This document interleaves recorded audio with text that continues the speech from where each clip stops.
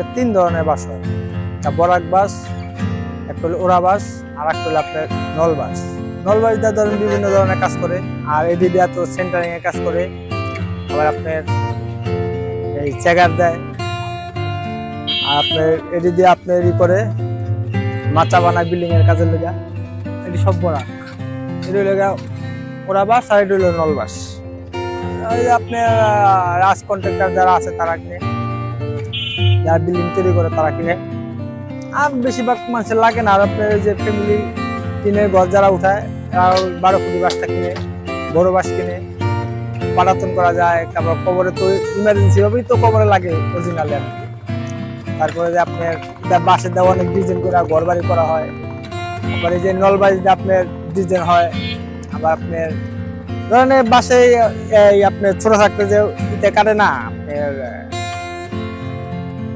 ইন্দুরে কাটে, ইন্দুরের গর্তের ভিতরে সাপ থাকে না, ওই সাপ আর কি বাসের ভিতরে। সাপ আবার আপনারা আমরা যেমন কাটি সেমকা আমাকে বাসের ভিতরে উপরে আসা পড়ে, এখন আমরা ফিরে মারি বা ছাইরা দিই। আপনার সুতানালি সাপ আছে বেশিরভাগই।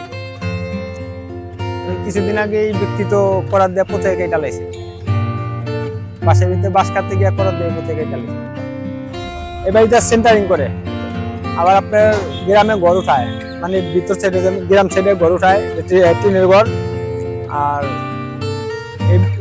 ওই বাঁশের ইদিয়া কবরে দেওয়া হয়, আর ওই ছোট ছাউ দিয়ে আপনার মাচা বানানো হয়, যে রাস্তরের কামে লাগে।